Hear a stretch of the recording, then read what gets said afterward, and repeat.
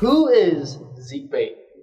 Zeke Bayt is a 25-year-old professional bowler that likes to dance, play Pokemon, watch movies, do other things, and stuff. And stuff. Why Pokemon?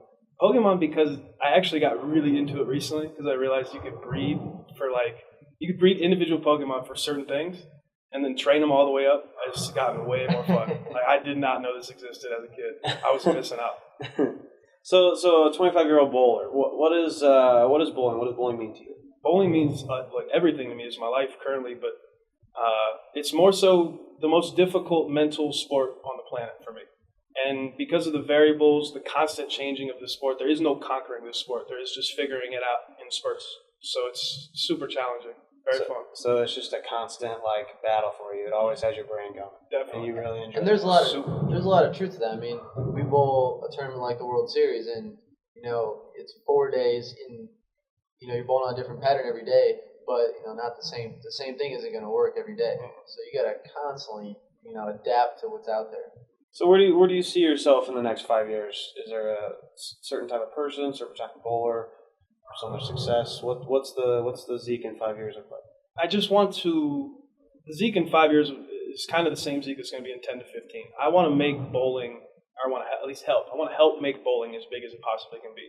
Whether that's getting more sponsorship money in here, doing more media, doing more social, whatever I need to do, bowling better on the lanes, whatever it is, I just want to be the best I possibly can be within this sport. And do you think being a better bowler will help you progress the sport in your own little way?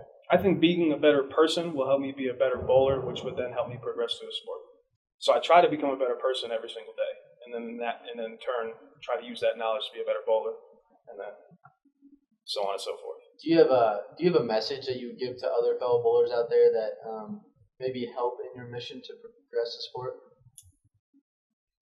There's a lot of hatred towards some people who are succeeding, as far as when they succeed and why.